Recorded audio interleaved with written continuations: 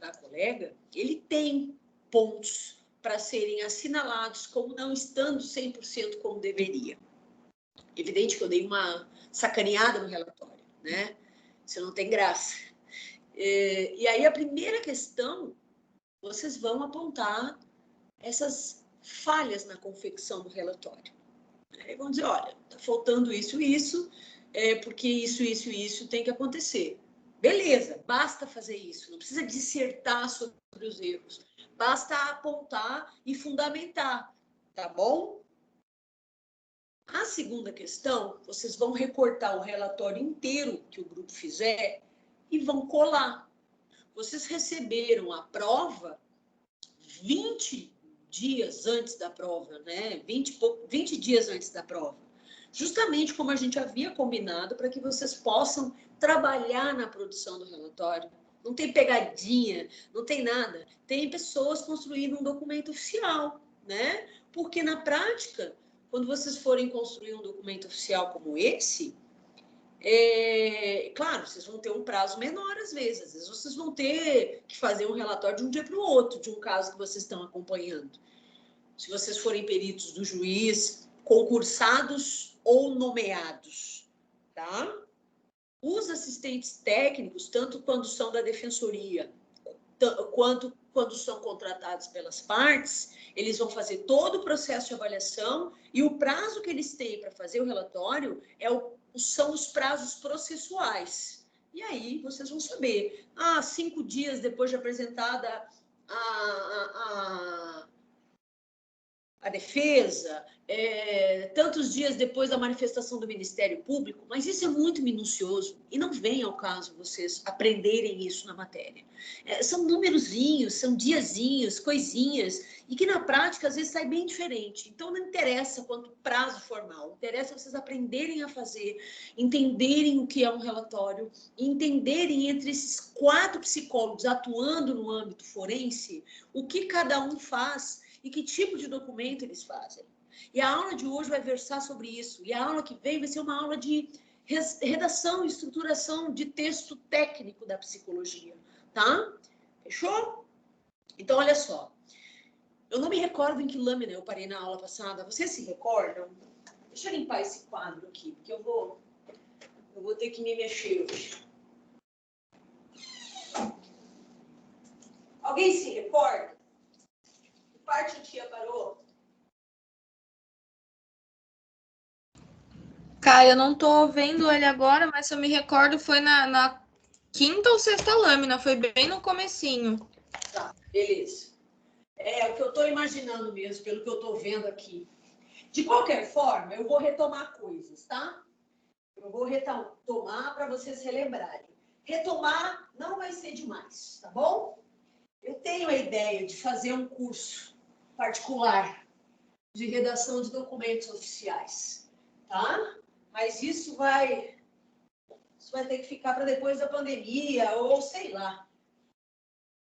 Na verdade, eu já tenho um curso todo de psicologia jurídica montado para fazer.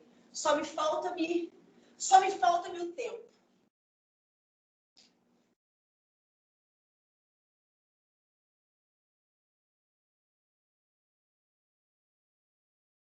Pronto. Quadro limpo. Estão me vendo?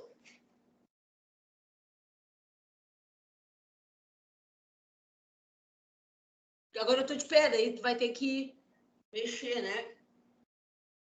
Bom, se tiver ruim, vocês me falam. Ó, recapitulando, relembrando na cabeça. O psicólogo ou psicóloga. A gente está trabalhando, quando a gente fala desses casos, dessas atuações, a gente está falando só de jurídica ou a gente está falando de forense?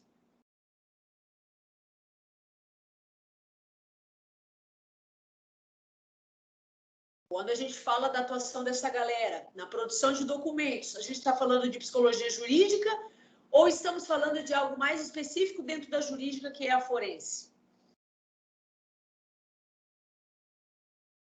Estão com vergonha hoje? Eu não entendi o começo da pergunta, Cá. Essas 4 formas de atuação, elas dizem respeito à nossa atuação no âmbito da psicologia jurídica, unicamente, ou ela se refere à forense, que é mais específica dentro da jurídica? Ambas, não é?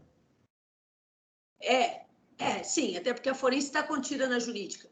Mas nesse tipo de atuação, a gente pode afirmar, sem erro, que estamos falando de psicologia forense, porque os documentos e as avaliações, antes mesmo dos documentos, dizem respeito a conteúdo que vai ser enviado para o fórum, tá? Dizem respeito a uma lide que já está se dando em âmbito processual. Então, está correndo... Karina, Oi? o forense, só para eu entender, eles são, então, fenômenos relacionados ao fórum, ao Isso. processo judicial, né? Isso aí. Lá no começo da matéria, eu acho que na aula 1, tá?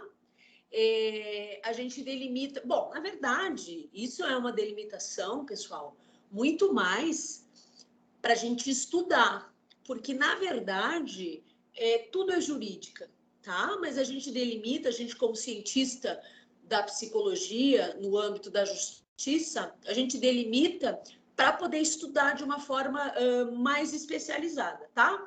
Então, tudo aquilo que diz respeito a um documento que vai entranhar num processo, vai para uma lide judicial no fórum, é forense, tá?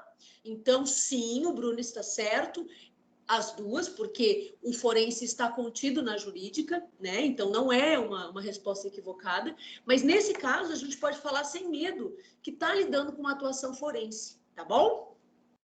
Mas a jurídica em si, ela embasa mais em projetos que defendem os direitos humanos. Isso, ela é mais o conceito de psicologia jurídica, ele é mais generalista. Quando a gente faz uma avaliação psicológica dentro de um processo, a gente também está defendendo direitos humanos, tá? A gente está defendendo, às vezes, o direito ao contraditório e à ampla defesa. Se alguém é acusado de algo, ele tem o direito a contradizer o que foi dito contra ele, defendendo-se amplamente, com todos os recursos disponíveis. Ou quando a gente está atuando num processo assim, a gente pode estar atuando no âmbito do direito da criança, do direito humano do adolescente, da mulher, tá? Então, a jurídica, ela abarca o conceito de justiça, né? E tudo que possa ser entendido como justiça. A forense, ela é mais focal e diz fenômenos que acontecem no ambiente do fórum, dentre eles a produção de documentos. Quando um perito do juiz está fazendo uma avaliação no fórum, ele é um psicólogo trabalhando na psicologia forense. Então, os peritos do juiz são psicólogos jurídicos, porque estão no grupo maior, todos nós, mas eles são psicólogos forenses, tá bom? Fica claro? Querem que eu recapitule o esquema? Ó, jurídica diz respeito ao conceito mais amplo de justiça, e a forense se refere aos fenômenos da justiça dentro desse ambiente do fórum, dentro das lides processuais. Nossa, tá horrível isso que eu escrevi aqui. Lides processuais, tá? Até aqui tudo bem, meus amores? Ó, então tá. Jurídica é um conjunto maior que contém a forense. O que mais que tem aqui? A psicologia prisional, a psicologia, a psicologia atuando na Fundação Casa, tá? A psicologia trabalhando nas unidades de acolhimento. Sobretudo, quando o psicólogo produz os relatórios, ou o PIA, o Plano Individualizado de Atendimento da Criança, isso é sempre encaminhado ao juiz. Então, quando o psicólogo do acolhimento está acompanhando a criança e produz um documento encaminhado ao juiz, ele está tendo uma atuação no âmbito forense. Sim. Tá? E aí que as defensorias, agora, mais recentemente, bom, se bem que, a defensoria, porque a defensoria, eu não falei para vocês sobre os 5 eixos, né, de atuação da defensoria. Até aqui tá tudo certo? Estou só recapitulando coisas lá do início dessa disciplina, tá? Isso tudo tá na aula 1 e 2, se não me engano. Professora, afinal de contas, o que vocês fazem lá na defensoria? É importante ficar claro que cada defensoria, quando a defensoria trabalha com processo estadual, professora, o que é um processo estadual e o que é um processo federal? Tudo que diz respeito a INSS, a aposentadoria, é conteúdo federal, tá? Agora, guarda, adoção, divórcio, internação de adolescente na Fundação Casa, tudo isso é conteúdo da justiça em nível estadual, tá bom? Então, a defensoria trabalha com esse tipo de processo.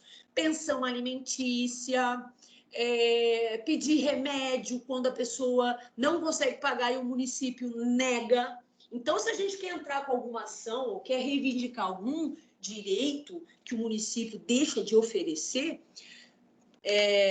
e houve a negativa, o município diz assim, você chega e diz assim, município, eu preciso muito de uma vaga em creche. Eu preciso, porque eu preciso trabalhar. E aí o município diz assim, olha, pai, né, não temos vaga em creche na sua região. E o fato de não ter essa vaga em creche desorganiza o funcionamento daquele núcleo familiar. Havendo a negativa, as pessoas podem ir até a defensoria, avisam isso, os defensores acionam o município, a educação municipal, e dizem, município, eu só vou te lembrar de uma coisa, você tem o dever de oferecer esse tipo de vaga na educação, porque isso é um direito da criança, viu? E digo mais, esse direito da criança influencia no núcleo familiar. Então, por favor, município, você pode oferecer a vaga? A gente trabalha de ofício, um comunicado, isso é só um pedido. Se o município diz, não podemos, não temos, não vamos, tudo isso via documento. O que a defensoria faz? Ela entra com uma ação de obrigação de fazer, tá? Então, quando uma política pública em nível municipal deixa de atender o cidadão como deveria, só que, claro, a gente tem que ter uma negativa do município, né? A defensoria pode entrar com uma ação. O Ministério Público, que é o fiscal da coisa pública, também pode. Na verdade, a atuação nesse sentido da cobrança de políticas públicas é prioritária do Ministério Público. Mas nós, na defensoria, podemos atuar também nessa matéria, tá? Então, tudo que eu estou falando aqui, desde o início da matéria, todos os tipos de processo, crimes, tudo que eu falei até agora é no âmbito da justiça estadual. Eu não vou falar da justiça federal com vocês. Se eu falasse da psicologia atuando no direito do trabalho, aí a gente ia falar de justiça federal, mas eu não vou falar. A gente vai falar só da justiça estadual. Maravilha? Então, vamos recapitular. Eu tenho... Podem ir fazendo perguntas se quiserem, enquanto eu escrevo. Perito. Fazer um esquema para vocês memorizarem. Assistente.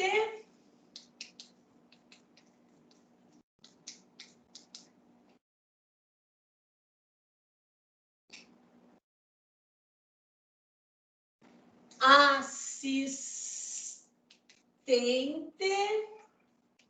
barra perito. Olha o que a tia vai fazer, vocês não vão esquecer, porque isso é importante na prova de vocês. Perito. do juiz. Outra corzinha. Concursado. Tá? Segundo perito. Do juiz.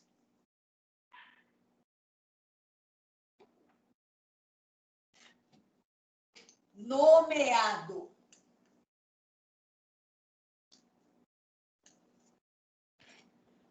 Terceiro, tudo isso aqui é psicólogo. Imagina as pessoinhas aqui, ó. Aqui tem uma pessoinha, aqui tem outra pessoinha. Vamos falar da terceira pessoinha. E a quarta, nossa, essa terceira pessoinha, ela tá totalmente esquizo. Tudo bem. E aqui a quarta pessoinha.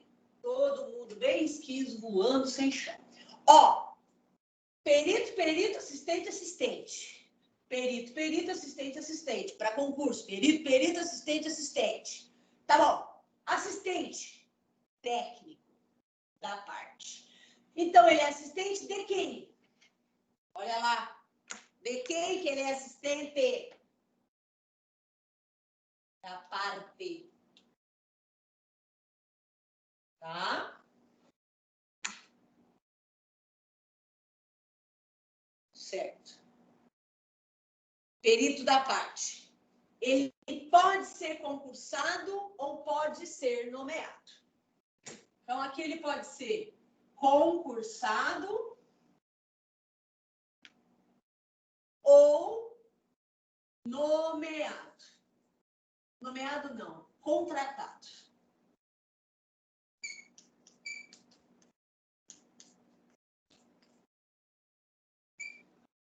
Claro demais isso, logo, logo. Assistente barra perito. Opa, vai ver que essa criatura pode ser os dois? Pode. Quem é esse sujeito aqui, tá? Ele é concursado também. Concursado tá em azul. Concursado. Tá bom? Então, olha lá. Deixa eu parar de fazer a preguiçosa, porque eu já dei um nó no meu tapete aqui. Daqui um pouquinho eu vou cair deitada. Então, tá bom. Vamos lá.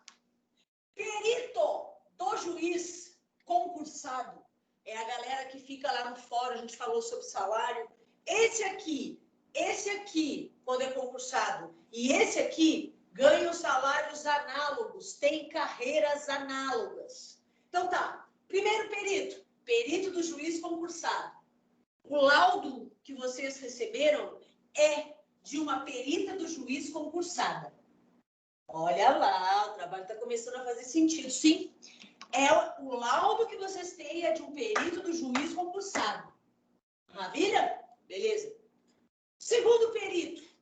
Também é perito, também é do juiz, mas é nomeado. Como assim, professor?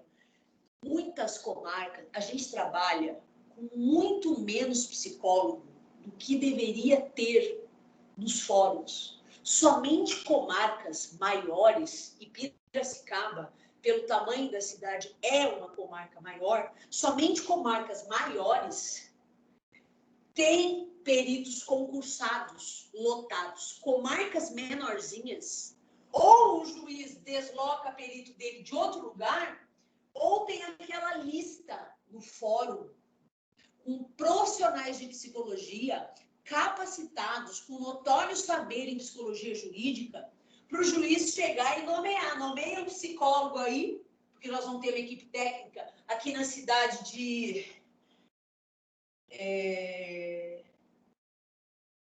Como é que chama?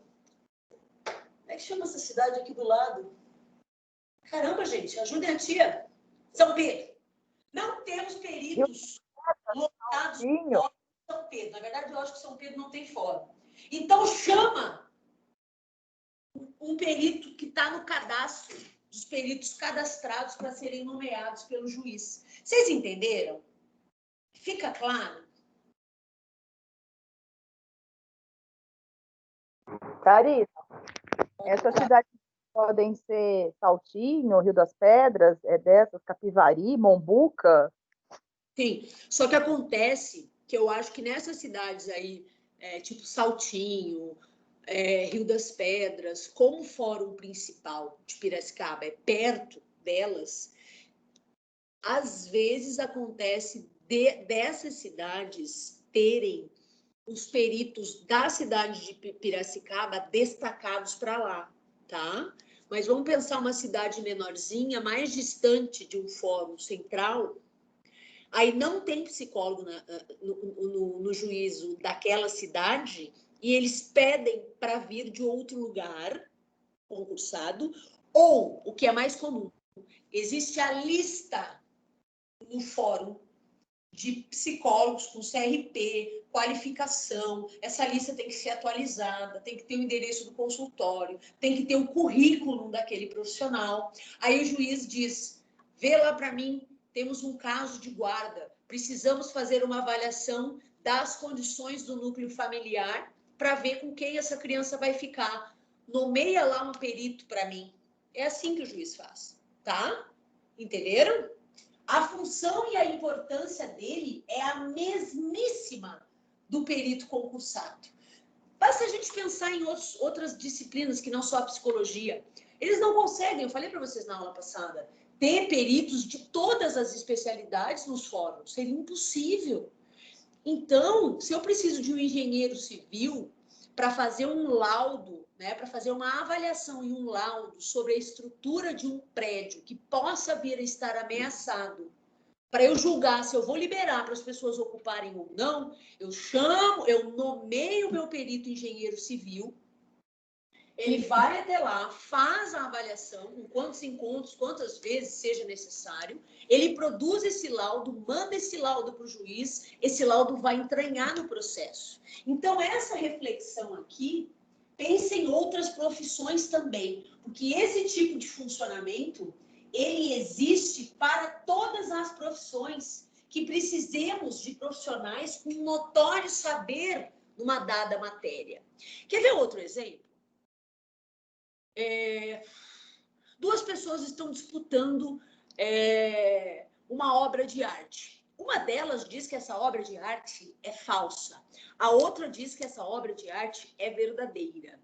Ambas estão em algum litígio envolvendo essa obra de arte. Nós teríamos um profissional do campo das artes, especialista em reconhecimento da veracidade de obras em todos os fóruns? Jamais. Então, quando isso acontece, o juiz manda nomear. Mesmo que o nome dessa criatura tão específica não esteja lá cadastrado no fórum, ele manda a equipe dele fazer uma busca e aí ele nomeia essa pessoa para fazer essa avaliação. E vejam, no mais das vezes, as pessoas não podem se negar. Se, por exemplo, num estado inteiro, o único especialista em uma determinada coisa é aquela pessoa. Porque, por vezes, pode ser entendido que o melhor interesse dos direitos humanos é que o profissional atenda aquela determinação do juiz. Tá bom? Então, fica claro, perito, juiz, concursado e nomeado. É uma lista que fica no fórum. Muitos de vocês podem trabalhar como perito nomeado. Aliás, eu falei para vocês semana passada, Piracicaba tem carência de peritos, porque Piracicaba é gigantesca. Só de direito de família, nós temos 3 varas. Isso quer dizer que a gente tem toneladas de processo em cada uma delas. Precisamos de toneladas de peritos para fazer essas avaliações. E não temos em Piracicaba. Tá? Puta filão de mercado. Eu não posso atuar como perito, nem como assistente técnico de um advogado, porque eu tenho exclusividade nesse exercício de função para a defensoria. Quando eu concursei, eu assinei um termo, que eu tenho que ter fidelidade à atuação na defensoria. Eu só posso atuar como professora universitária e como psicóloga clínica. Qualquer outra atuação, fazer palestras cobrando no município, posso fazer nada disso, sob pena eu responder, porque eu não posso, tá? Da mesma forma, os defensores não podem advogar, eles só podem advogar para o Estado. tá? Porque daí seria muito fácil, né? Ter uma facilitação de processo, eu ter uma relação com o juiz e dizer, juiz, eu fiz aqui um laudo meu particular no meu consultório, dá uma olhada aí para mim, juiz. Pô, não pode, entendeu? Porque isso acontece. O juiz é um ser humano, o perito é um ser humano, e às vezes os humanos são dos humanos, certo? Entendem? Olha lá. Então, o que eu quero que fixem agora, perito, juiz, concursado nomeado. Ponto. Isso aqui, ó, é modo de funcionar de concurso público, tá? Quando forem estudar para concurso, é assim que a coisa se dá. Assistente. De quem? Né? Porque isso aqui é o dono da pessoa, vamos dizer assim. Que absurdo isso. Mas ó. Assistente de quem? Da parte. Ele pode ser concursado ou ele pode ser contratado. Concursado é a professora de vocês. Concursado é quando esse psicólogo que vai assistir vocês lembram que a defensoria defende. O juiz julga. Então, o perito do juiz, ele está do lado do cara que vai julgar as duas versões dos fatos. O assistente técnico, ele vai defender uma das partes. Não, esqueçam isso que eu falei. Ato falho. Ele não vai defender ninguém. Ele vai avaliar as circunstâncias e, a partir da avaliação dele, ele vai produzir um documento. A função de vocês trabalhando na prova vai ser a função de assistente técnico, tá? E vocês vão fazer um laudo a partir dos conteúdos do perito do juiz. Mas nós já vamos explicar isso melhor quando eu falar da prova, tá bom? Então, o laudo que vocês vão fazer é o laudo de um assistente técnico, como se vocês tivessem sido contratados por um advogado. Eu sou a advogada Karina, eu defendo a Joana. Eu recebi, estava lá olhando o processo, e a psicóloga do juiz entranhou um laudo com elementos que eu discordo, que eu acho que a imagem da minha cliente Joana, e eu penso assim, gente, Joana, você aceita contratar um psicólogo particular para fazer uma avaliação, e tendo feito essa avaliação, a gente vê se a avaliação do outro psicólogo não traz elementos diferentes desse psicólogo do juiz. A Joana vira para a advogada Karina e diz assim, sim, Karina, eu aceito. Então, tá bom. Peraí que eu vou entrar em contato com uma conhecida minha que é psicóloga clínica, que faz avaliações psicológicas, e nós vamos encaminhar o seu caso para ela avaliar, tá bom? Tá bom, Karina. Eu ligo para a Joana, para minha amiga psicóloga, e diz, e aí, tudo bom? Tem um caso para ti, tá?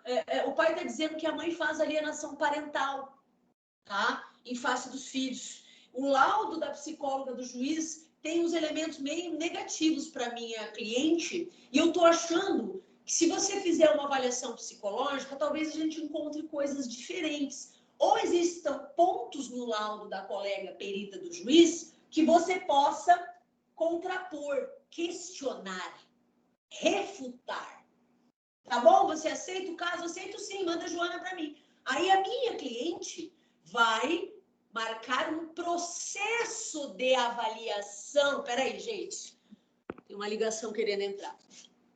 Bom, vamos lá.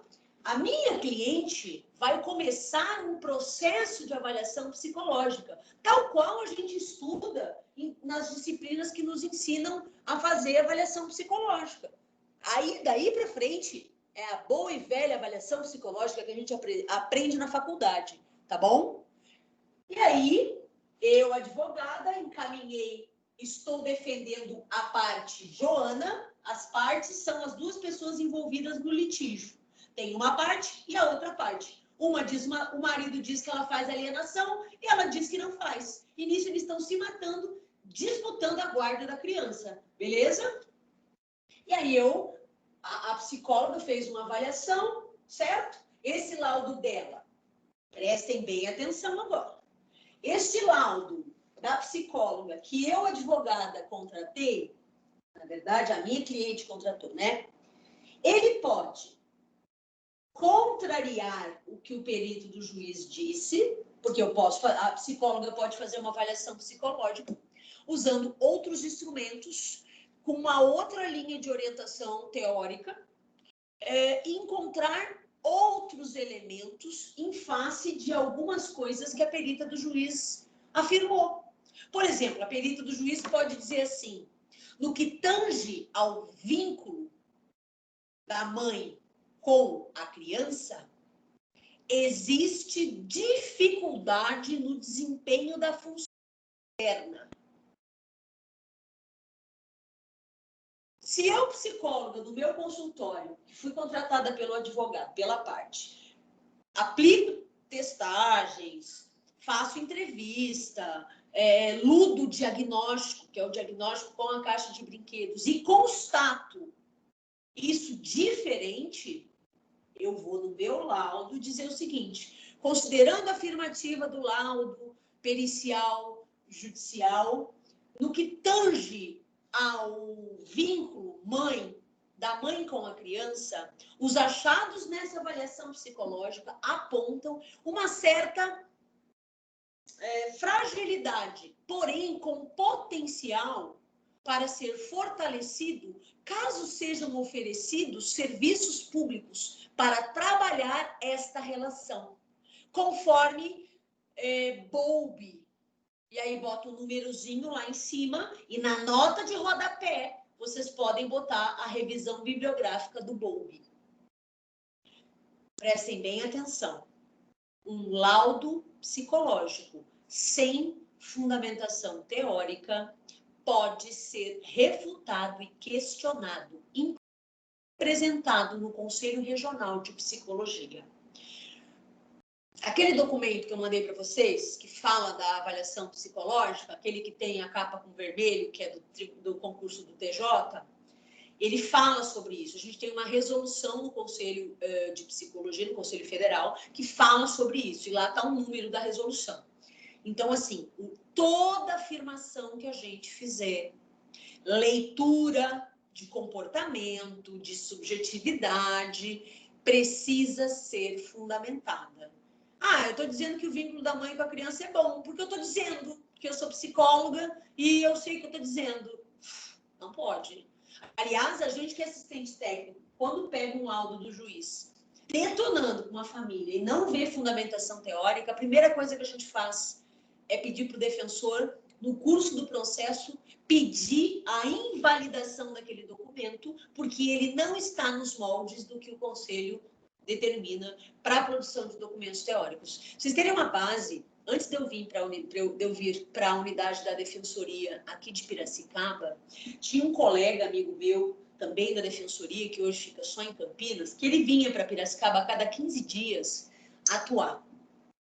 Ele pegou vários laudos de uma técnica, porque eles não estavam acostumados a ter a contraposição do assistente técnico, vários laudos de uma técnica, chincalhando com as famílias. Era visível a postura daquela profissional querendo encaminhar todas as crianças logo para adoção, sem passar pelo processo de tentar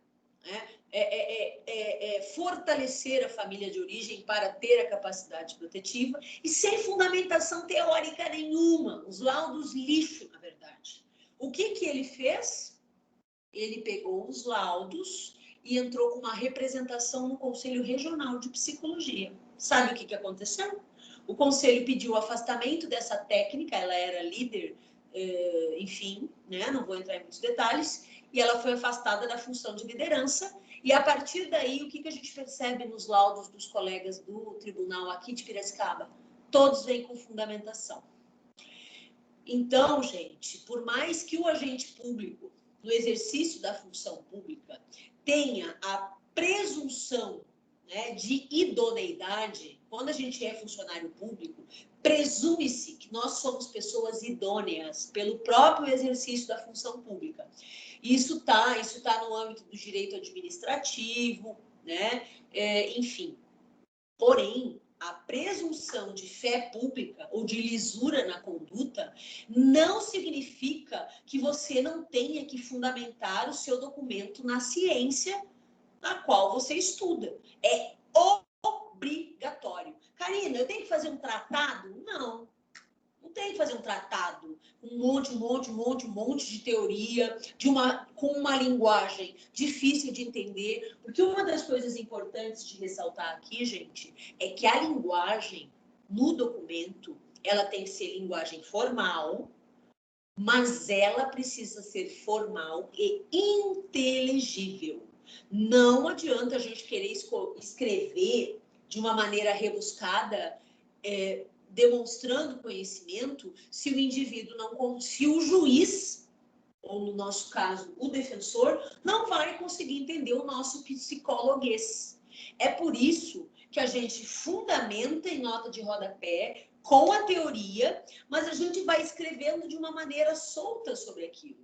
Por exemplo, a gente diz o vínculo entre mãe e criança encontra-se fortalecido. Bota um numerinho lá e na nota de rodapé. Segundo Bowlby, o vínculo mãe-bebê é fundamental para o desenvolvimento da criança. Blá, blá, blá, blá, blá, blá, blá, blá, blá. Entendeu? Você não vai botar no texto, porque o juiz, ele quer ler e decidir. O juiz não vai ler um laudo de 40 páginas. Não adianta, ele não lê. Sabe o que ele vai fazer? Ele vai ver, é do caso. Ele vai lá na conclusão. Muitos deles.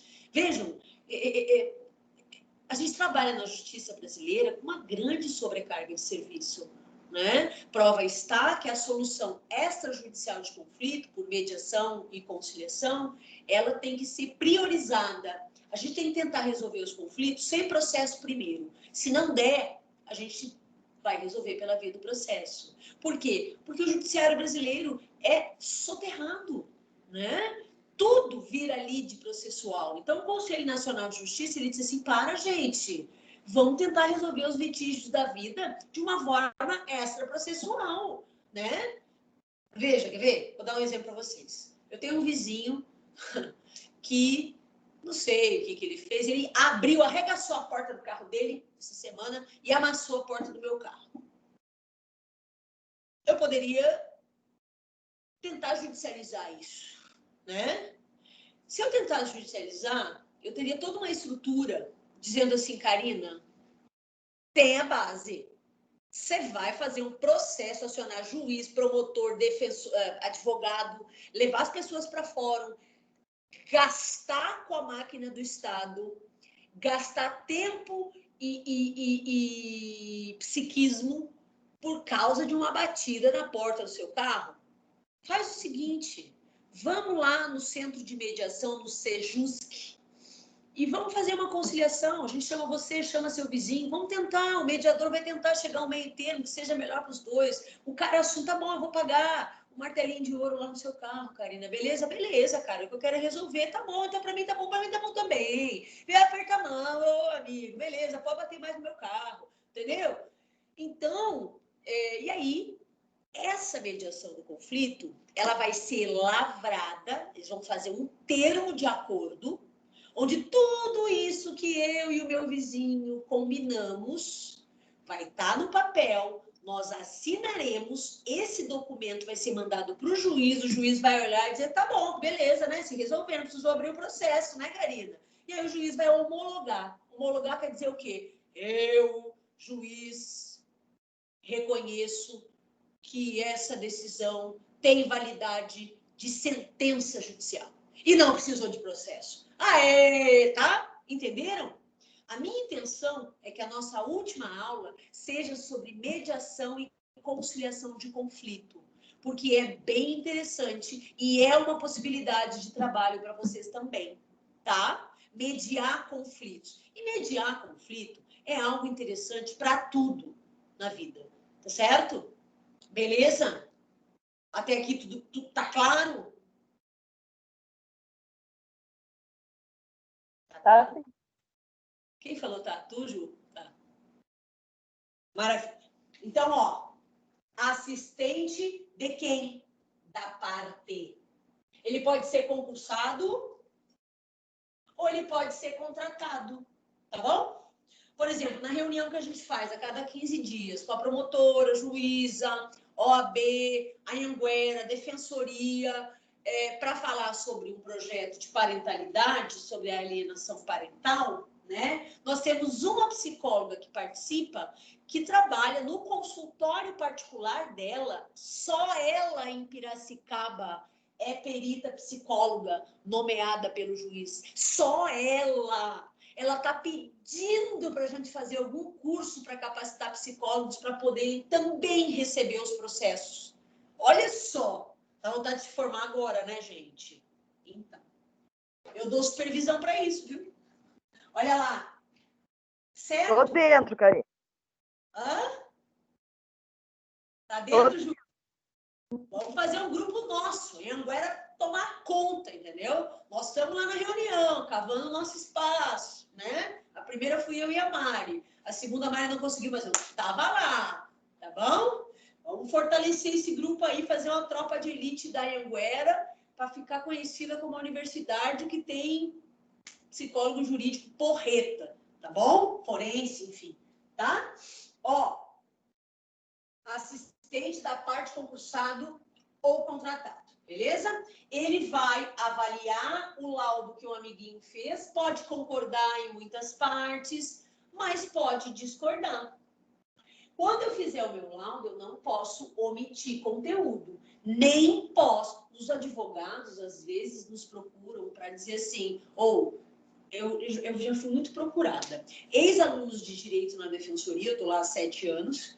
E aí, Karina, beleza? Beleza. Ô, Karina, eu preciso de um laudo aí favorável para minha cliente. Eu disse, que legal. Bom que você já sabe o resultado da perícia, né? Muito legal isso, mas, meu amigo, primeiro, eu tenho exclusividade com a defensoria. Segundo, se você achar um psicólogo que faça o que você está pedindo, você me dá o nome dele que eu vou representar no CRP. Porque você não pode encomendar o resultado. O que vai acontecer é uma avaliação psicológica. Se eu constatar aspectos ruins, eles têm que ir no laudo. Se eu constatar aspectos positivos, eles vão no laudo. Se eu constatar aspectos que contradizem o que o meu colega perito do juiz falou, eu vou colocar e vou fundamentar. E posso citar o que ele colocou. E tenho que deixar claro qual é o meu viés daquilo e fundamentar com a minha teoria que contradiz a dele. Mas não é porque eu quero ganhar. A lógica do ganha-ganha, a lógica adversarial, ela está para o direito, não para nós. Psicólogo aqui ou aqui, está regido pelo mesmo código de ética. Avaliação psicológica é avaliação psicológica. Eu não posso suprimir, omitir, menos ainda inventar conteúdos. Eu vou fazer uma avaliação psicológica e, ao término dela, eu vou produzir um documento oficial que vai ser entranhado no processo. Beleza? E o quarto assistente é o cara que menos aparece nesse cenário, mas ele existe.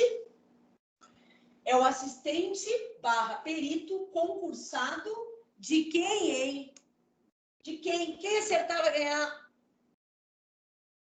meio ponto direto na média. De quem é esse assistente aqui? Vou anotar o primeiro que vai falar. Quem é esse quarto assistente? De quem ele é?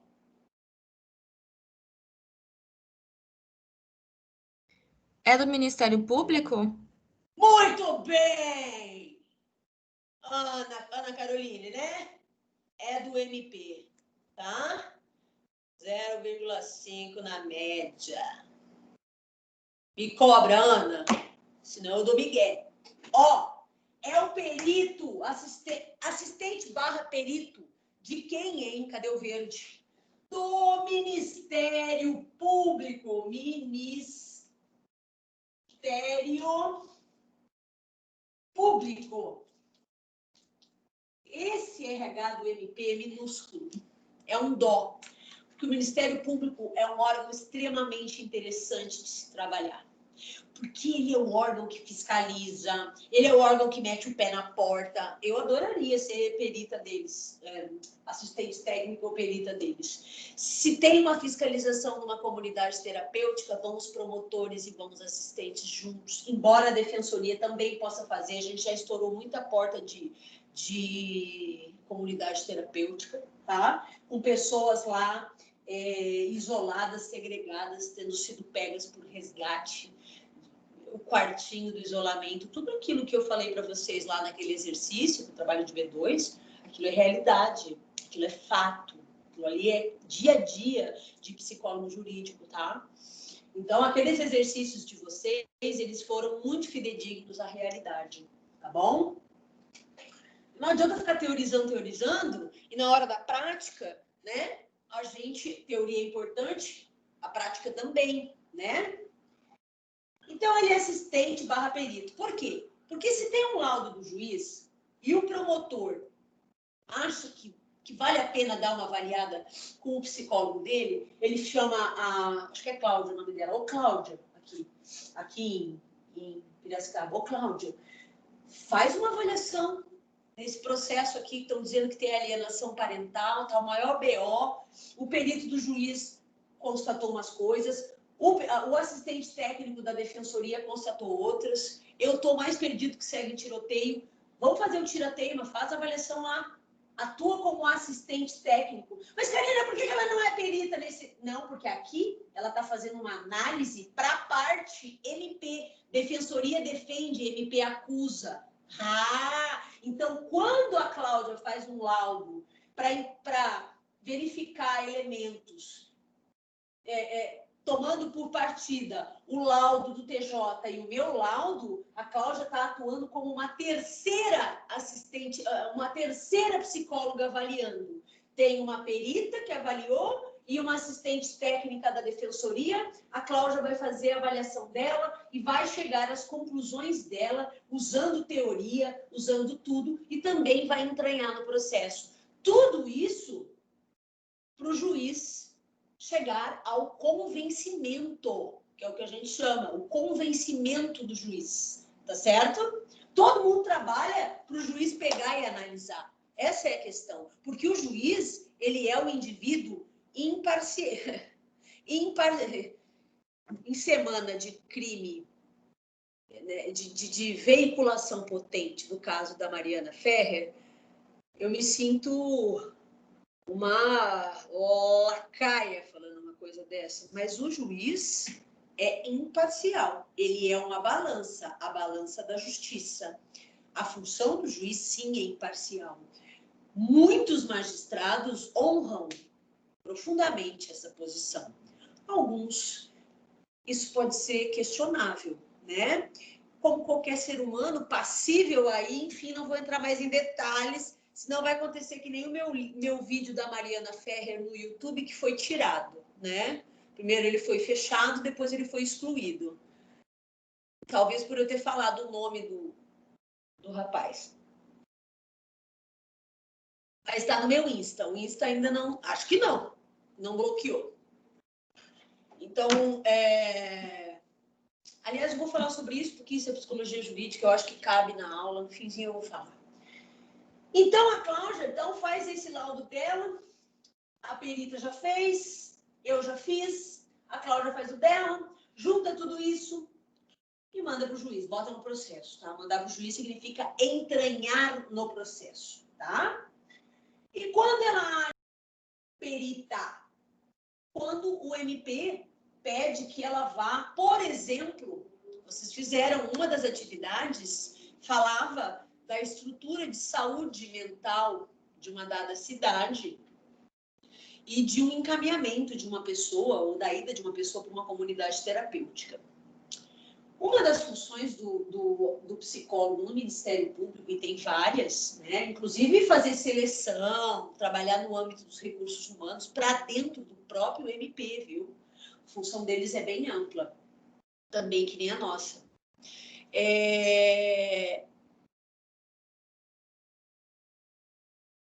Quando e aí eu falei, psicólogo do Ministério Público, porque uma das possibilidades de atuação do psicólogo do Ministério Público é fazer estudos aprofundados sobre matérias que o promotor ou a promotora solicitem. Eles fazem esses estudos são substanciais, aí a gente tem, às vezes, estudo de calhamaço. Por exemplo, eu já vi um estudo da Cláudia aqui em Piracicaba, onde ela mapeou toda a rede de saúde mental e apontou unidade por unidade, tudo que faltava, tudo que precisava, tudo que tinha, tudo que precisava ser expandido.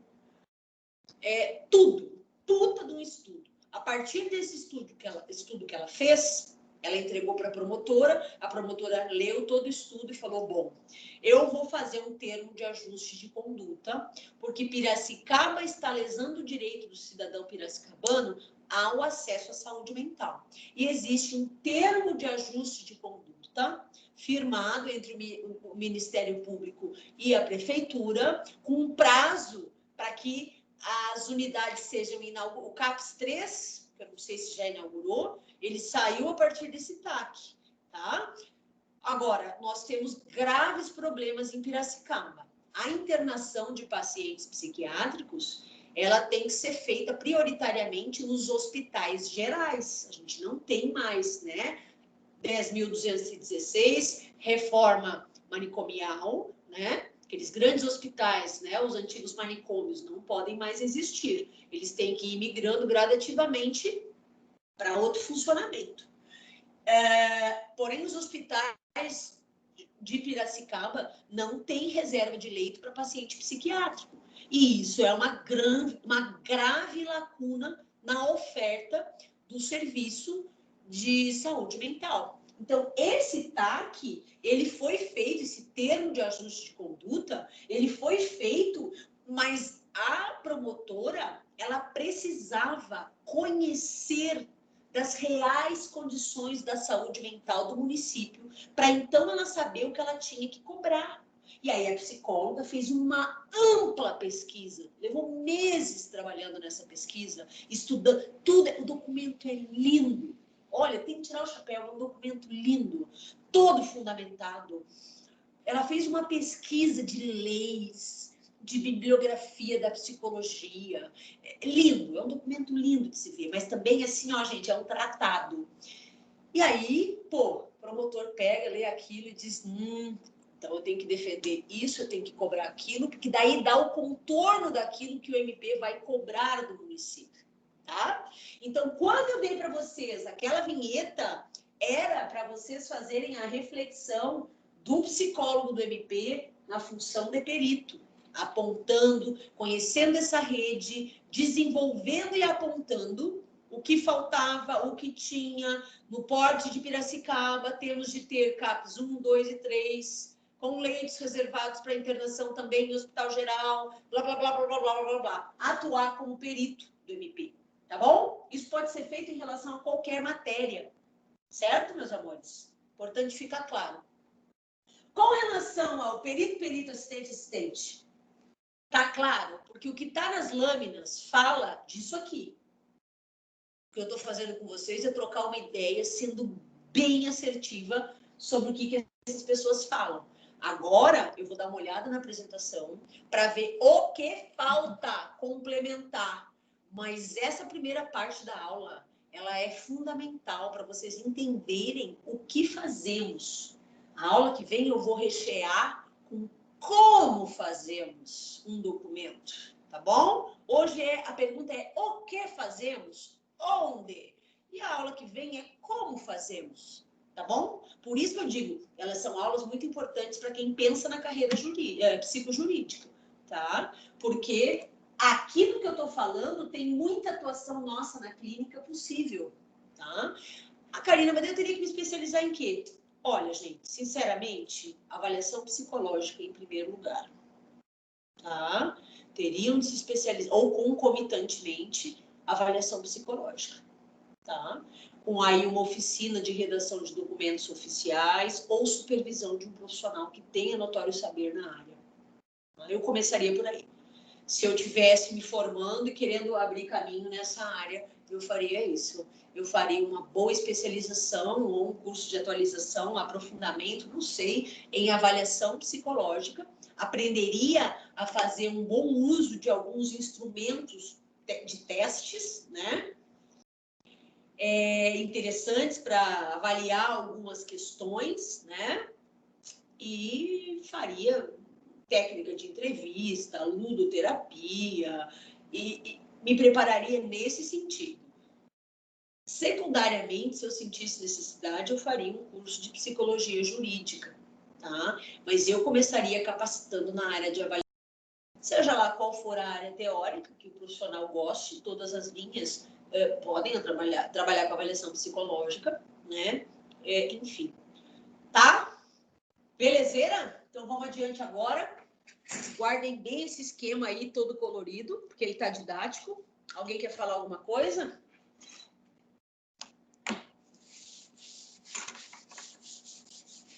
Então vamos adiante que 9 horas nós vamos acabar.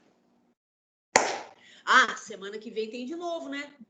E aí, gostaram da aula que teve na quarta ou preferem a aula da professora? Não respondam, eu tô brincando, tá? Isso é uma pergunta só de zoação. Vamos lá, meus amores, vamos adiante. Lâmina 3, então, são as 4 formas de ser no fórum, né? Aqui, em seguida, uma explanação mais aprofundada da função do perito do juiz. Muito disso aqui a gente já viu, tá? Agora, comigo, tá?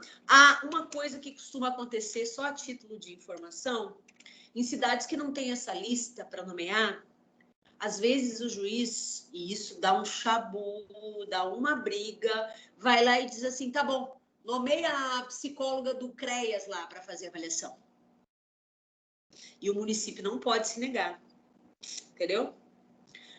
Então, acontecia muito, dava muito quebra-pau quando eu trabalhava na DRADES, na Divisão Regional de Assistência Social, lá na região de Campinas, e eu ia dar supervisão nos municípios, os colegas indignados, sobretudo os psicólogos de CREAS, ou das unidades de proteção especial, indignados porque tinham sido nomeados sem escolha a fazerem, além das atividades que tinham de fazer enquanto psicólogos de CREAS, avaliações psicológicas para o juiz. E isso deu um pega para capar que teve que ser resolvido em âmbito nacional. E eu não sei como é que esse baile se resolveu, mas o juiz pode nomear quem ele quiser, entendeu? Ele pode dizer, às vezes você está lá livre, leve, solto no seu consultório, chega uma intimação para você atuar como assistente técnico. Pode acontecer? Pode. Costuma acontecer? Não. Mas pode, tá? Beleza? Bom, aqui tudo eu já falei sobre o perito do juiz. Eles têm que ser capacitados continuamente, então tem que ter, e os tribunais costumam investir em capacitação e treinamento, tá? É importante que o psicólogo, veja, gente, o psicólogo, tanto em qualquer uma dessas posições aqui, ele vai lidar ou na infância. Professora, dá um exemplo, infância e juventude. Dá um exemplo de conteúdo que está na infância e juventude. Dá um exemplo do adoção, acolhimento,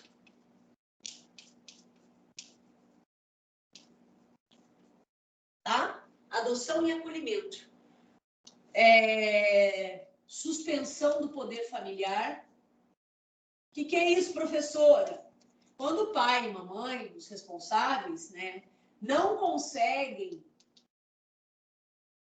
cumprir a função protetiva da família em face da criança e do adolescente, no curso do processo, o juiz pode determinar a suspensão do poder familiar, está suspenso. Se a família não se organizar, ele pode determinar a perda do poder familiar.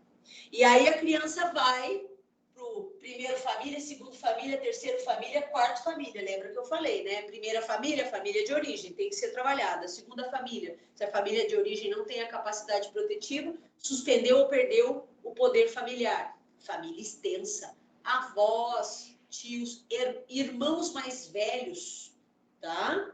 Maiores de idade, obviamente. Tá? Terceira família, que prioritariamente essa criança seja acolhida no programa de família acolhedora. Já conversamos sobre isso, tá? Nas aulas de infância. Em quarto lugar, se não tiver família acolhedora, o acolhimento tem que funcionar nos moldes mais próximos possíveis de um funcionamento familiar. Prova está que a gente sai daquelas unidades gigantes de crianças acolhidas, 20 era o limite da lei, né? 2012 teve uma reforma na lei que estabeleceu que não podia ter mais de 20 crianças acolhidas dentro de uma unidade de acolhimento. Então, a gente transita daí para as casas lares, tá? Por quê? Porque é quarta família, tá? Primeira família, segunda família, terceira família, quarta família. Então, família, família, família, família, tá? Beleza? Então, conteúdos da infância e juventude. Vocês podem fazer laudos para infância e juventude em face de adoção, a criança foi acolhida, vocês vão trabalhar lá no Bom Menino, por exemplo, e vão estar acompanhando a criança, vão estar produzindo um relatório que vai ser enviado para o juiz. Vocês estão trabalhando como psicólogo forense, nesse caso, né? Dentro de uma unidade de acolhimento. Suspensão do poder familiar, também é um conteúdo, processo que suspende. Então, infância, a Fundação Casa. Fundação Casa é o que a gente chama de infância e juventude infracional, mas é infância e juventude. Ou medida socioeducativa, liberdade assistida e prestação de serviços à comunidade. A gente teve aula sobre isso, o trabalho que o SESC faz. Fechou? Tá claro? Então, a gente pode trabalhar com esses aqui na vara da infância e juventude. Belezeira? Mas a gente pode trabalhar em outro lugar também. Ó, a gente pode trabalhar nas varas de família, né, meus amores? Aliás, o caso que tá com... Ah, não, o caso que tá com vocês é da infância, né? É da infância, né? Inclusive, a mãe é menor de idade, né? É um caso interessante. Bom, não vou dar spoiler da prova, né? Estou ouvindo pessoas pensando, vai, fala mais. E vou até entender quem fez esse pensamento. Não, eu ia dizer quem pensou isso. Né, Reginaldo?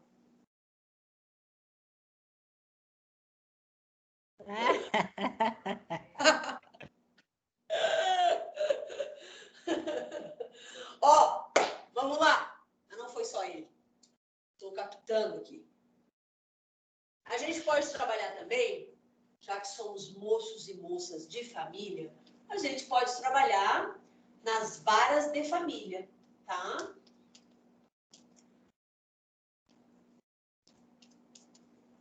Família.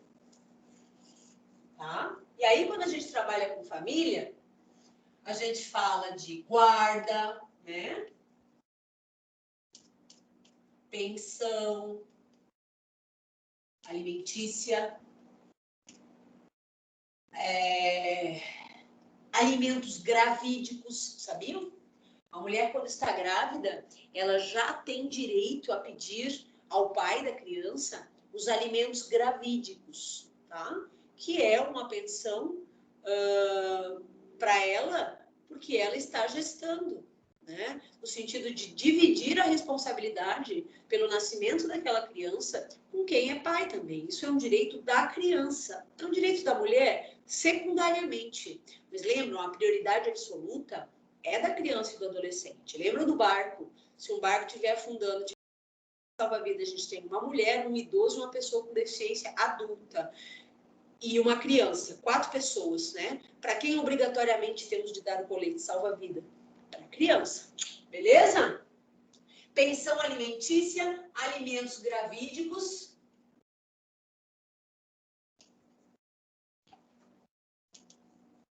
Ó. Guarda, divórcio, né, gente? Bafão.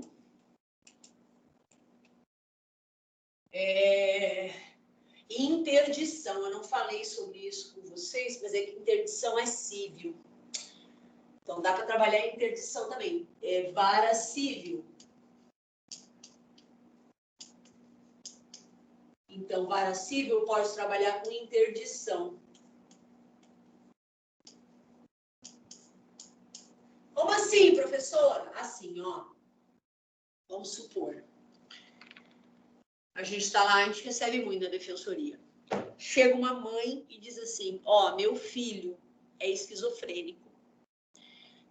Meu filho está pegando todo o BPC dele, benefício de prestação continuada, está gastando tudo em drogas e no baixo meretrício da cidade. Então, o cara usa droga, potencializa o quadro de esquizofrenia e ainda gasta todo o seu dinheiro com prostituição. Pois bem, a família vai até o advogado ou até a defensoria, por exemplo, fala sobre isso, se eu quero entrar com um processo de interdição parcial. Eu quero interditar a gestão do dinheiro dele. Ou seja, eu só quero responder como curador, tutor, quando eu respondo pela criança, conselho tutelar. Curador, curatela, é quando a gente responde por um adulto, tá? Então, eu vou pedir a tutela. A tutela de quem? De uma criança, tá bom. Eu vou pedir a curatela. Curatela de quem? De um adulto, tá? Então, nesse caso, a mãe vai entrar com o processo de interdição. Eu, enquanto assistente técnico da defensoria, posso fazer uma avaliação psicológica, falando das características desse filho, da patologia, confirmando ou refutando a ideia de que ele deve ser interditado parcialmente. Eu não tenho que dizer assim, ele deve ser ou não, ele não pode ser. Na verdade, o que eu vou fazer é, através da minha avaliação daquele indivíduo, mostrar os elementos que estão em questão. Eu posso conversar com gente da rede, eu posso ligar no CAPS que ele é referenciado, eu posso conversar com um monte de gente, até eu conseguir coletar aqueles conteúdos que eu entenda, que me dão uma visão total ou máxima possível do caso. E aí eu produzo um documento que vai ser juntado à petição, ao pedido que o defensor vai fazer. Excelentíssimo senhor juiz, pedimos que aprecie o caso do seu fulano de tal, aí o defensor ou o advogado privado, né, vai explicar, esteve presente na defensoria a genitora do seu fulano de tal, afirmando que o mesmo tem tido condutas de risco, né, com um gasto descontrolado dos seus vencimentos, o que o está colocando em risco. Sobre qual assunto segue anexo laudo psicológico. E aí vai lá o documento da professora dizendo o que se deu. O defensor, você concorda comigo? Se o meu laudo constatar, o defensor ou o advogado, eles não podem escolher, eles têm que defender. Eu não tenho que defender ninguém, eu tenho que constatar as circunstâncias. Se o meu laudo tiver coisas que refutam a ideia de interdição, o defensor pode até pegar, beleza, mas eu não vou entregar seu laudo. Ou o que acontece na defensoria é assim, como a gente tem toneladas de serviço, quando a gente faz uma avaliação e não constata elementos que deem lastro o defensor ou a defensora defender a parte, a gente tem uma conversa, diz assim, não constatei o que a mãe solicita, viu? Inclusive, eu acho que essa mãe está num movimento manipulatório para tentar interditar esse cara para ficar com o BPC dele, hein? Aí o defensor, que tem que defender, que não pode se furtar, exceto se houver um crime, né? Eu vou dizer, olha, tem elementos aí que, do ponto de vista psicopatológico, tá bom, ele tem a patologia, sim. Eu entrei em contato com o CAPS, que ele é referenciado, vi todo o histórico dele, é pertinente, porém o CAPS me relata que ele tem o quadro, mas ele está medicado e ele tem uma vida funcionalmente adequada. Ele só está vivendo a vida sexual dele. E a mãe, me parece que tem algumas questões com isso. Aí o defensor vai dizer, não, beleza.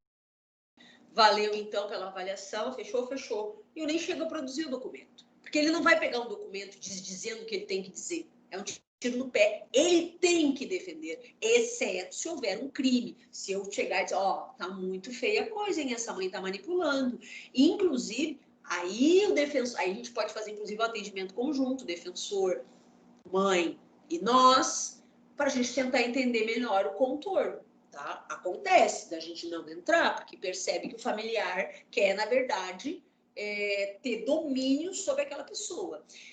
O que acontece? O Código de Processo Civil brasileiro, ele recentemente mudou, relativamente recentemente mudou, diminuindo as possibilidades para se interditar alguém. Então, agora, para eu interditar alguém, totalmente, é necessário que se configure mesmo, muito intensamente, que aquela pessoa não pode responder por nenhum ato da vida civil, tá? Não pode casar, ela não pode gerir o próprio dinheiro, né? Ela não pode, se eu não me engano, até trabalhar, né? Então, é uma série de... É muito mais difícil você interditar uma pessoa totalmente hoje, tá? O que a gente vê hoje é a interdição parcial. Se o problema do... Por exemplo, a gente teve um caso de um idoso que também gastava toda a aposentadoria com mulheres na rua, né? E a companheira, uma idosa, ela estava passando trabalho, muito trabalho, porque estava faltando um monte de coisas. E ele não permitia que os filhos adultos cuidassem da esposa. E aí os filhos nos procuraram, nós precisamos fazer uma mediação nesse caso. O vovô era veneno, hein? E aí, uma das coisas que se conversou é da possibilidade de uma interdição parcial, mas como ele era muito lúcido, orientado, na verdade ele queria uma esbórnia, para não falar outra palavra, não houve como se dar seguimento no processo, tá? Era conduta mesmo. Enfim, tá? Então, civil e família. Falei da infância antes. Oi, Bruno. É uma dúvida que acontece, pelo menos que eu tenho visto bastante nessa parte de interdição. Por exemplo, assim, às vezes, na verdade nem é de interdição, mas enfim, a pessoa, ela tem muitas possibilidades de ser interditada porque ela não tem capacidade mesmo de gerir a própria vida e nem vários aspectos, né? E só que não tem nenhum familiar para se responsabilizar, porque para uma interdição tem que alguém, né, que se responsabilize pela pessoa. E daí é um impasse, assim, que eu não consegui meio que, assim, ver a saída na prática, pelo menos, no caso. Aí, o próprio Estado, o próprio Ministério Público vai ser acionado, vai ser feita uma denúncia, uma representação, na verdade, no Ministério Público, tá? Se é uma pessoa com uma psicopatologia, faz uma representação no Ministério Público, o Ministério Público vai tocar o processo e aí vai ser nomeado um curador especial, tá? Uma pessoa aleatória, às vezes, que vai responder pelas medidas a serem tomadas com esse indivíduo. Então, é nomeado um curador especial, tá? Geralmente, o Estado fica respondendo. E não pode obrigar ninguém da família, né? Ou pode? Na verdade, dependendo do quadro da pessoa, se ela for considerada mesmo incapaz, a família pode ser responsabilizada. Se for um idoso, com certeza, tá? Sem sombra de dúvida. Inclusive, os filhos podem dever alimentos para os pais, tá? É possível pedir pensão para os pais em face dos filhos. Quando é uma pessoa com psicopatologia, o primeiro movimento vai ser a busca da família ou família extensa ou pessoas que tenham relação afetiva ou vínculo com essa pessoa. Caso contrário, nomeia-se um curador especial. E a pessoa, se ela não tem uma residência, ela vai viver numa instituição, né? Ou se ela tiver uma psicopatologia, provavelmente uma residência terapêutica, tá?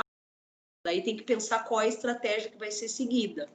Mas sim, nomeia-se um curador especial nesse caso, tá? Entendi, muito obrigado. Nada, amore. Vamos lá. Que mais? Bom, importante a gente fazer o tratamento pessoal, né? Porque a gente lida com questões muito pesadas, muito potentes, tá?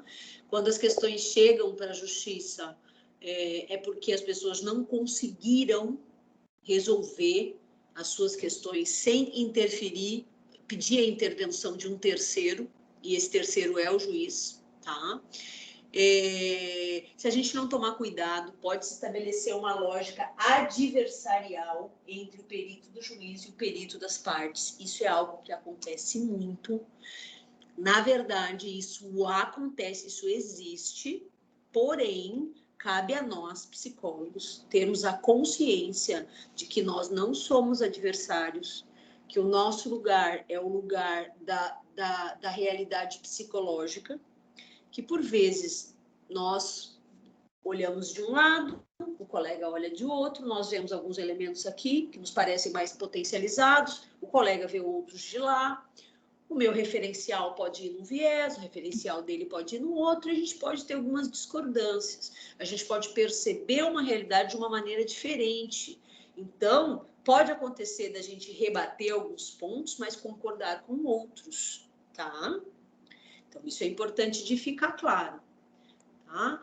Gente, eu entendo assim, ó, que isso aqui dessa apresentação, eu já falei exaustivamente com vocês, tá? A gente pode concordar, criticar, complementar o laudo do colega. A gente não tem que rebater e dizer, não é nada disso. Não, porque se a gente repetir circunstâncias muito semelhantes, provavelmente o resultado da avaliação vai ser muito similar, tá? Pode acontecer que a gente venha conversar com pessoas e busque dados que os colegas talvez não tenham buscado. E aí a gente pode ter outros elementos que nos permitem vislumbrar outras questões. Isso pode acontecer, mas a gente tem que tomar muito cuidado com isso, né? A gente não tem que ser adversário do colega. A lógica adversarial deixa lá para o defensor e o promotor. Um acusa, o outro defende, deixa isso para eles, para o advogado e o promotor, deixa para eles. A adversariedade, na verdade, ela acaba coisificando as pessoas, porque as pessoas se tornam um objeto de disputa dos profissionais. E a nossa ciência, ela não trabalha assim. O nosso código de ética não se dá dessa maneira. Isso não é a nossa responsabilidade em lugar nenhum, entrar em fight. Mas se a gente não tiver cuidado, é muito fácil de acontecer isso. E aí ficam aquelas reuniões de rede onde as pessoas mal se olham, porque tem um ódio prévio uns pelos outros. Isso é totalmente contraproducente. Nós já tivemos reuniões maravilhosas com os colegas do tribunal aqui da cidade, onde a gente concordou e, inclusive, reforçou, mesmo que a nossa posição de encontro ao que a instituição estava fazendo, né? Mas o nosso maior interesse quando se trata de criança, a proteção da criança. É promover isso. O nosso código de ética ele não fica suspenso e deixa de valer só porque a gente está do lado da defesa. Não, a gente está ali numa localização, a gente foi contratado por ela ou trabalhamos no órgão da defesa, mas nós não defendemos ninguém. Nós defendemos os direitos humanos, mas a gente não vai trabalhar sob encomenda nem de defensor, nem de advogado particular. E aí eu posso falar com muita tranquilidade. Nós temos muito respeito da parte dos defensores aqui na nossa unidade. Existe uma coisa chamada a liberdade técnica, né? Ou tem um outro nome, autonomia técnica. Então, na matéria da nossa ciência, nós temos o notório saber, né? E aí os nossos defensores aqui, eles vêm, dialogam, trocam uma ideia, perguntam o que podemos fazer, será que é possível, são extremamente respeitosos nesse sentido. E aí a gente conversa, olha, dá para fazer isso, mas isso aqui eu acho que não, deixa eu ver, vamos ver, depois a gente conversa. E nesse sentido é muito bacana, assim, é muito respeitoso. O que, por vezes, pode não acontecer com alguns advogados particulares, né? Olha, eu preciso ganhar, eu preciso comprar um laudo teu. Quanto que tu quer para me fazer um laudo assim? Pô, você tá louco, né? Pego o meu diploma e jogo na fogueira, acendo a churrasqueira para fazer um steak, né? Pô, peraí, não, né? Belezura? Olha só. Página 21 daquele documento que eu mandei para vocês do concurso do TJ de São Paulo. Abram na página 21.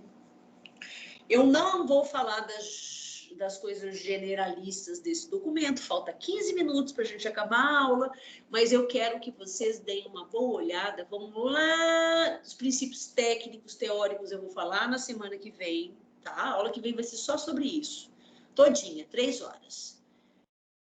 Mas eu quero que vocês vão até a modalidade de documento relatório psicológico, que está na página 26, tá?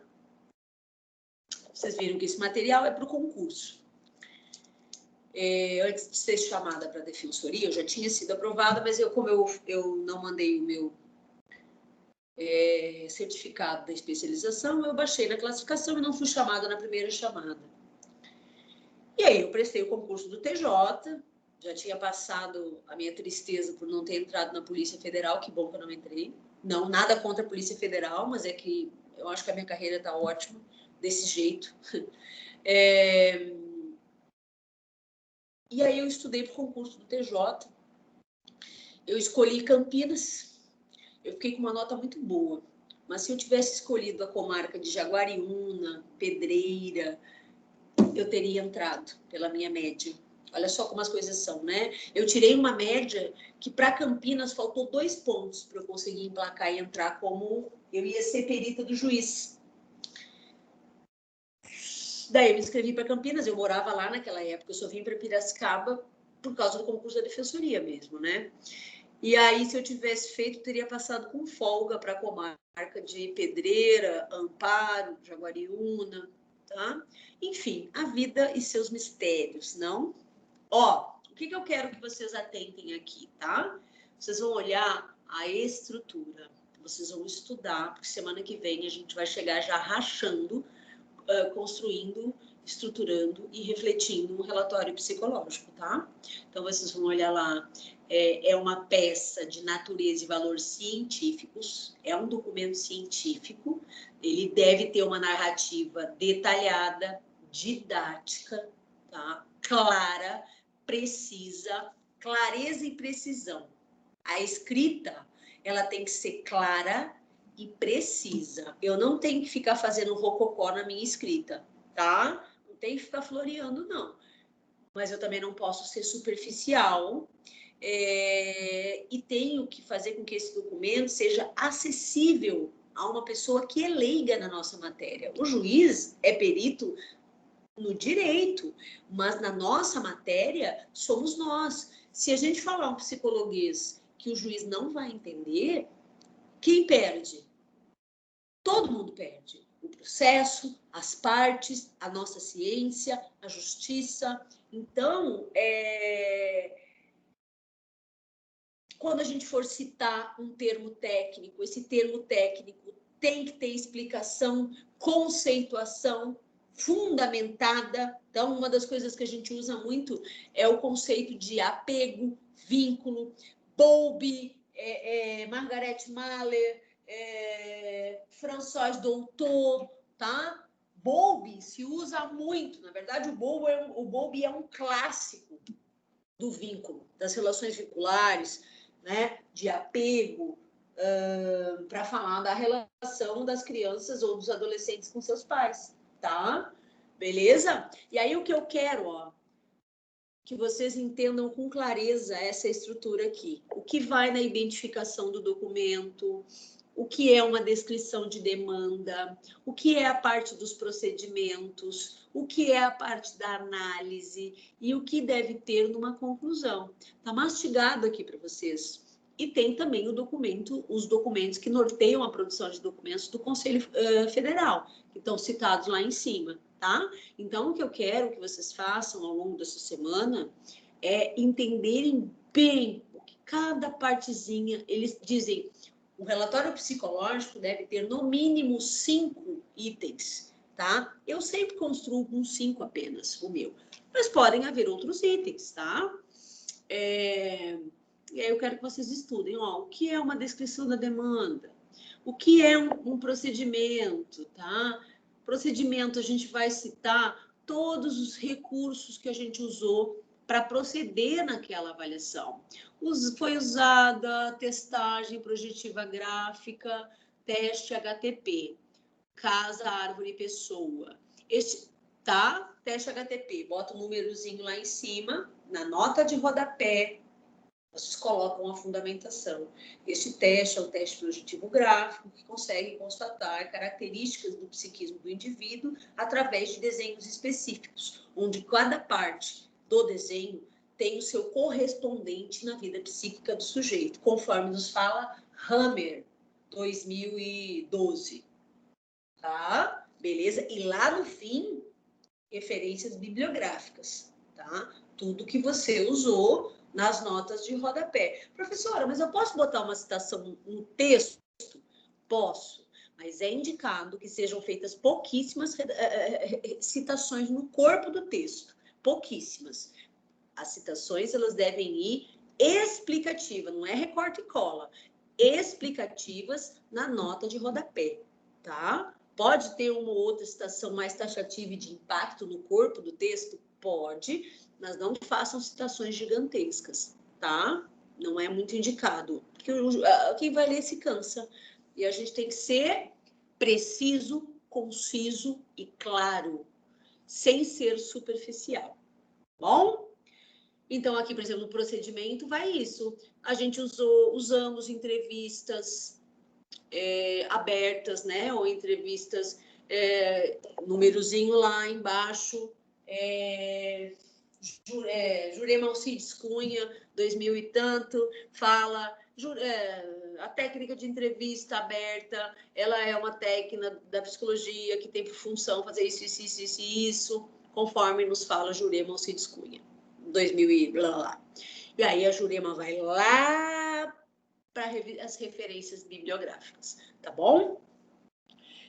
Entrevista, aqui na parte do procedimento, foram feitas 2, 3, 10, 20, 40 entrevistas com a mãe, com o pai, contato com a escola, foram entrevistados os técnicos envolvidos no projeto Criança Feliz, onde a criança é acompanhada, foram realizadas entrevistas com a equipe do acolhimento, reunião de rede, onde estiveram presentes, blá, blá, blá, blá. Então, você vai aqui na parte do procedimento, você vai deixar claro para o magistrado como você procedeu, de que instrumentos você lançou mão para coletar os dados que você vai analisar. Você tem que ser claro em dizer, juiz, eu fiz uma entrevista com a diretora da escola, uma entrevista com a professora dele, 3 entrevistas com a mãe, acessei a criança, fiz entrevista com a criança, utilizei a ludoterapia, e blá, blá, blá, blá. E aí você vai colocar ali como você procedeu para coletar os dados, tá bom? Beleza? Eu pulei aqui a descrição da demanda, né? Então, na descrição, você vai narrar as informações referentes àquela problemática. O motivo pelo qual você está fazendo essa avaliação, quais são as expectativas em face dessa avaliação, né? Por que esse documento foi pedido, em face da afirmação da existência de alienação parental. O excelentíssimo senhor juiz, no caso, vocês não vão ser peritos do juiz, vocês vão agir como o perito da parte, né? O assistente técnico. O defensor público solicitou avaliação psicológica para inclusão no curso do processo, por haverem evidências, afirmações de parte do genitor, de que a mãe estivesse exercendo conduta de alienação em face da criança, blá, blá, blá, blá, blá. Você vai descrever essa demanda, né? E aí vocês vão falar, tendo por base esses elementos, segue abaixo os procedimentos adotados. Aí você vai falar como você coletou essas informações. A análise é quando a gente descreve de forma metódica, objetiva e fiel os dados e situações relacionados à demanda. Então, aqui você vai descrever o que você viu nas entrevistas, sempre tomando cuidado para não entrar em muitos detalhes íntimos. Aí a mãe referiu, abre aspas, que está usando crack 24 horas por dia e que deseja matar o filho. Não, gente, vocês não vão botar assim. Código de ética, vocês vão botar, são percebidos elementos de uso problemático de substância, apresentando indícios de risco na convivência da mãe com a criança.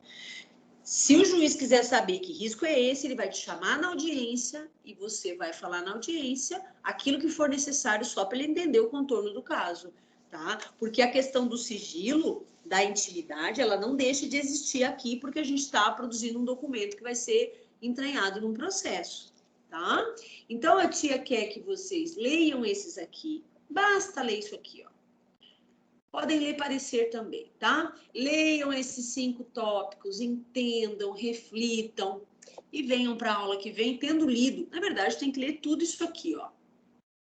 Eu já tinha pedido para hoje, vocês já devem ter lido. Mas eu quero que vocês vejam de uma forma mais aprofundada agora. Vocês vão ver lá, aqui, ó.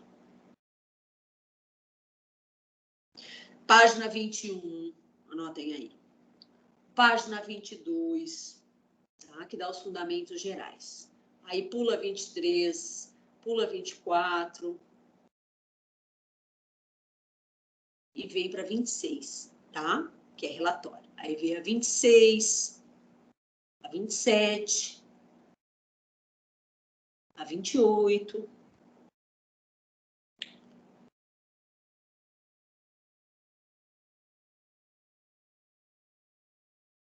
A 29 também pode ver.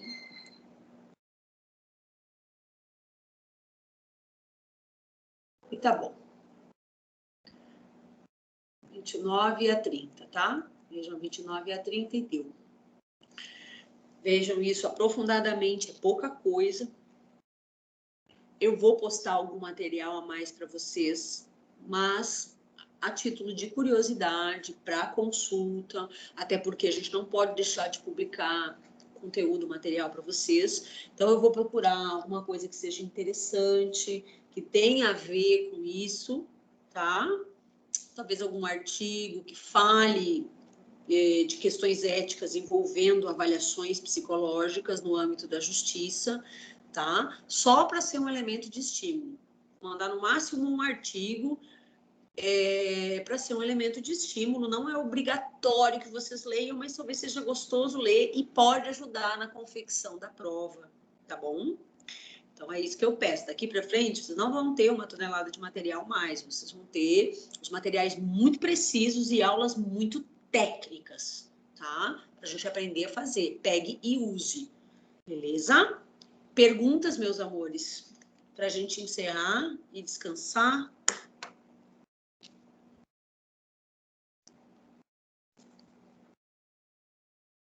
Bom, considerando que a turma de vocês é uma turma participativa, eu acho que esse silêncio quer dizer que, além de que estamos todos cansados, está entendido, né? O que eu trouxe na aula de hoje está bem entendido e claro, né? Tá bom? Vocês perceberam como essa aula é fundamental para fazer a prova?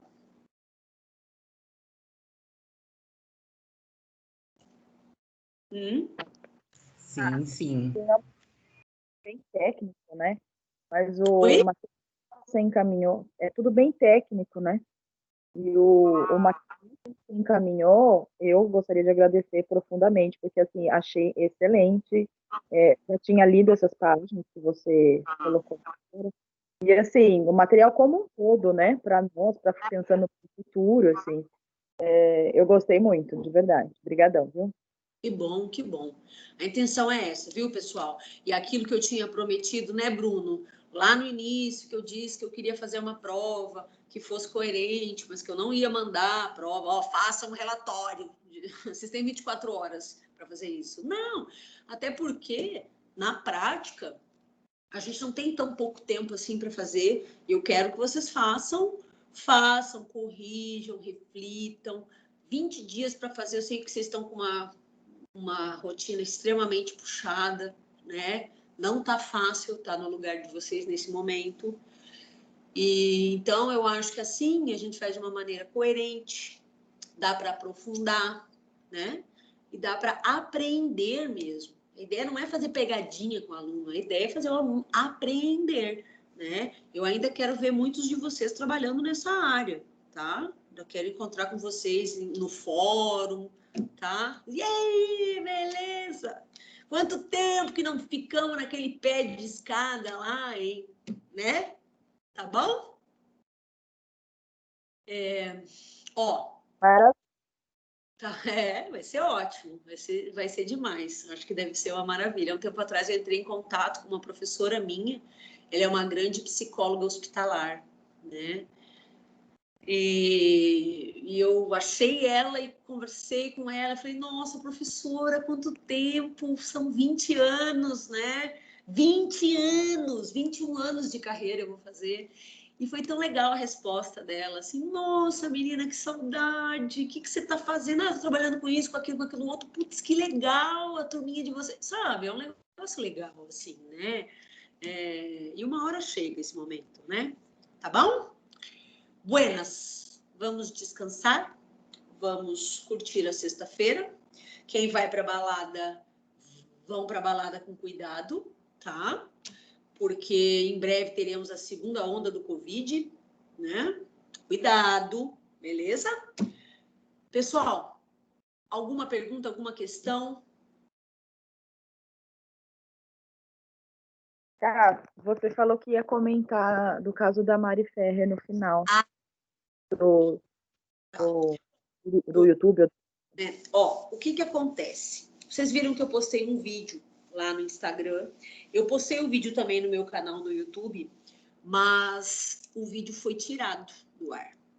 Primeiro ele foi fechado, depois ele foi tirado, provavelmente porque eu referi no vídeo o nome do rapaz. Bom, esse caso, né, eu acredito que quase todos tenham assistido ao vídeo. Quem não assistiu, entra lá no meu Insta, me adiciona, porque ele está aberto agora ele é só profissional, tá? E assistam ao vídeo. É um vídeo de 9 minutos só, onde eu explico algumas questões enquanto psicóloga jurídica. O que acontece nesse caso é que, infelizmente, este teatro do horror que foi promovido no caso da Mari Ferrer não é raridade no âmbito das instituições de uma forma geral. O machismo que nos mata, que nos discrimina, que nos domina, né, que nos viola sexualmente, né, ele é o mesmo que as instituições, elas são feitas de pessoas, né? As pessoas são socializadas numa sociedade de matriz estruturalmente machista e racista. Então, o que a gente viu ali, que é o mais desesperador, o objetivo do meu vídeo foi ser para todos, não só para estudantes de psicologia, e tentar esclarecer o que estava em questão ali, né? A história era essa de estupro culposo. Primeiro, o tipo penal estupro culposo não existe, tá? Essa foi uma analogia que o pessoal do The Intercept fez. Esse tipo penal, estupro culposo, não existe. A grande questão é que nós temos marca de esperma na roupa dela, roupa rasgada, sangue de ruptura de ímen na roupa da moça, filmagem dela indo para um lugar com um rapaz e saindo, o motorista do Uber que a viu e disse que ela não estava normal, ela não parecia bêbada, mas ela não estava normal, o depoimento da mãe dela falando, minha filha não estava normal, e o lapso temporal que ela tem. Ela teve um lapso. Provavelmente, ela teve administração de alguma droga, que a gente chama de Boa Noite Cinderela, perdeu os sentidos e foi violentada nesse. Esse é um modus operandi muito comum de alguns homens na noite. Inclusive, na mesma semana, um amigo meu veio no direct dizer assim, Karina, pelo amor de Deus, olha o que eu recebi. E mandou uma foto. Você, homem, compra isso aqui, vendendo o Boa Noite Cinderela em box para ele. Ele disse, o que eu faço? Eu preciso denunciar. Eu disse, olha, faz um boletim de ocorrência. Ou, se você quiser maiores informações, ele é lá de São Paulo. Aí em São Paulo, entre em contato com o Núcleo da Mulher da Defensoria. Escrevam para eles, que eles vão te orientar, vão provavelmente entrar em contato com o MP ou desencadear nos órgãos de justiça algum tipo de investigação. Então, primeiro, a sociedade é estruturalmente machista. E aí a gente vê atrocidades como pessoas defendendo o autor, inclusive mulheres, né, reproduzindo machismo. Né? Também não tinha que estar bêbada. Ninguém sabe se ela estava bêbada ou se ela foi drogada, na verdade, né? Porque esse tipo de substância, ela sai do sangue rapidamente. Você não consegue pegar com um exame laboratorial né? Então, a absolvição dele se deu, pasmem, por falta de provas, tá? E ele alegou que a relação sexual foi consensual. Então, o grande absurdo, né, na legislação brasileira, e o que revoltou ao ponto de ter uma frente parlamentar de deputadas e senadoras mulheres que vão pedir a construção de uma lei que crie o tipo penal violência institucional. Não sei se isso, a gente pode discutir em outro momento se criação de lei gera ou não gera resultado. Mas o que indignou foi a estrutura de poder. Gente, Tribunal de Justiça, Ministério Público, advogado, OAB, o poder destes homens, né, sobretudo por serem homens, né? E dessas instituições é esmagador. Esta moça foi esmagada, não só pela defesa do garoto, mas por instituições seculares. Então, ela foi violada institucionalmente. E isso é um absurdo. E digo mais, essa é a parte mais triste. Isso acontece muito, muito mesmo. Muitas vezes, quando nós temos crimes de estupro, por exemplo, e chega a virar processo, o advogado de defesa ou o defensor público, quem defende o suposto agressor, enquanto está correndo o processo, é suposto, né? Até transitar em julgado na última instância possível é suposto. Já vi orientando assim, não, daí tu diz que ela estava bêbada, que na verdade ela tá... Então, a culpabilização da mulher nessas circunstâncias, ela é um modus operandi. Isso é desolador. Porque o caso dela é um caso que veio à tona agora com muita potência. Isso aconteceu lá em 2018, né, lá em Santa Catarina, né, nas comarcas de Florianópolis, a comarca de Florianópolis. Mas o que nos indigna é porque o cidadão comum que não trabalha no sistema de justiça acha que isso foi um fato isolado. E o mais desesperador é que não é. Não é. Tá?